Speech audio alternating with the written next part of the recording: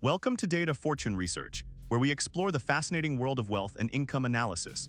Today, we're going to examine a shocking and deeply troubling trend in the corporate world: CEOs who earn millions of dollars in compensation while their companies are systematically destroying shareholder value and damaging long-term corporate health. Let's start with some eye-opening statistics. According to the IRS statistics of income, the top 1% of households have a net worth of $6 million or more. But here's what should really concern you. Our comprehensive analysis reveals that some of these high-net-worth individuals, many of them Fortune 500 CEOs, are actually presiding over companies that are losing money, destroying shareholder equity, and seeing declining stock performance. The BLS data shows that the median salary for CEOs in the Fortune 500 is over $12 million annually. Yet when we examine actual shareholder returns, the picture becomes dramatically different from what executive compensation committees seem to believe. Our analysis of Federal Reserve data reveals a troubling wealth concentration pattern.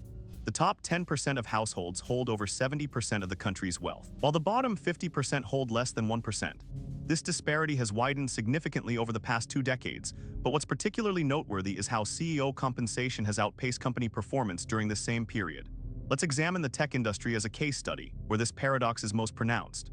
The median salary for software engineers in tech is around $123,000 per year. These are highly skilled professionals who directly contribute to product development and innovation. Meanwhile, the median salary for CEOs in the tech industry exceeds $2 million, a disparity of nearly 10 to 1. Now, you might argue that CEOs have different responsibilities and face different pressures. That's a fair point worth considering. However, here's where the data becomes truly troubling. Our analysis of major tech companies reveals something counterintuitive. Take, for example, a mid-cap tech company that hired a new CEO in 2020 with a compensation package of $15 million. Within 3 years, the company's stock price declined by 45%, shareholder value was cut in half, and employee headcount was reduced by 25%. Meanwhile, the CEO received severance and bonuses totaling $18 million. This isn't an isolated incident, it reflects a systemic problem in how we compensate executives. Here's the paradox that our research uncovered. Companies with CEOs earning over $10 million per year have seen a 23% decline in shareholder value over the past year. In stark contrast, companies with CEOs earning under $5 million have seen a 10% increase in shareholder value. This is not a coincidence or statistical anomaly. This is a pattern observed across multiple sectors and sustained over multiple years. We analyzed the data from the Federal Reserve Survey of Consumer Finances and found that the wealthiest households have an average income of over $750,000, with the top 1% earning over $6 million. But here's what's fascinating. The correlation between income level and actual wealth creation is surprisingly weak, especially among executives. The IRS publication 1304 confirms these income figures, but it doesn't explain the performance gap we're seeing. So what's driving this trend? Is it simply a matter of CEOs being overpaid, or is there something more complex at play? According to Harvard Business School research, several factors contribute to this phenomenon. First, there's the problem of agency costs. When executives are incentivized through stock options and bonuses that reward short-term gains, they may make decisions that boost quarterly earnings at the expense of long-term value. Second, there's the board compensation committee problem, where boards often lack the expertise to evaluate CEO performance accurately, leading to compensation that's benchmarked against other overpaid executives rather than tied to actual performance metrics. Let's examine specific case studies. Consider Bank of America's CEO Brian Moynihan, who earned $6 million in 2021 despite regulatory scandals and customer service issues that cost the company billions in settlements. Or look at Twitter's leadership transition, where multiple CEO changes and leadership missteps resulted in shareholder value destruction of over 70% from 2021 to 2023, yet executives still receive substantial compensation packages. The disparity becomes even more apparent when we compare compensation to performance. Over the past decade, CEO pay has increased by approximately 50%, according to Equilar's executive compensation analysis.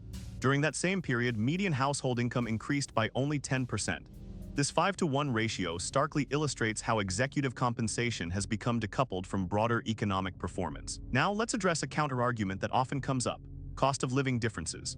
According to BLS Q3 data, the cost of living in major cities like New York or San Francisco can be up to 50% higher than in lower tax states.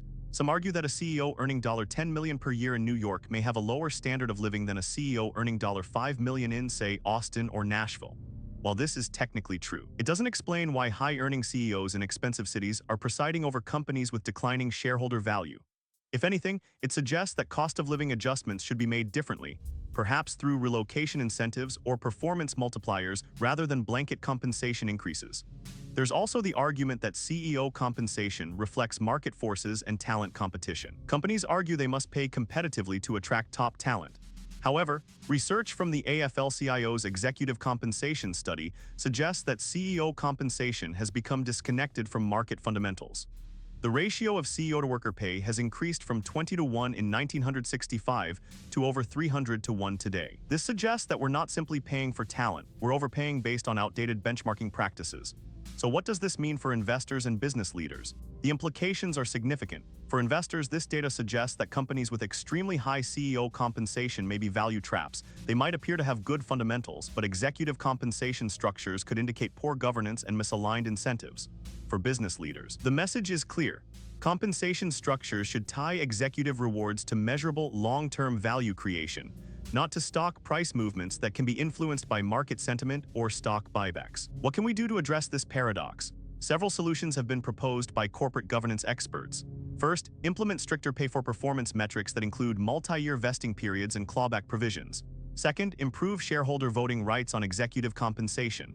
Third, establish maximum pay ratios that limit how much more a CEO can earn compared to median employee compensation. Some companies, like Patagonia and Ben & Jerry's, have successfully implemented these types of policies. The takeaway is clear. The numbers show a fundamental disconnect between CEO pay and shareholder value. While some CEOs are earning millions of dollars per year, their companies are actually destroying shareholder value, eroding investor returns, and in some cases, threatening the long-term viability of these organizations. This is a complex issue with no easy solution, but it's one that demands attention from regulators, boards of directors, and shareholders alike. By examining the data and exploring the specific numbers and figures driving this trend, we gain deeper insight into one of modern capitalism's most troubling paradoxes. If this video has opened your eyes to the reality of CEO pay and shareholder value, be sure to hit subscribe for more insightful content. Our next video will explore the salary trap that costs workers $50,000 per year, so ring the bell to stay notified. What's your biggest takeaway from this video? Remember,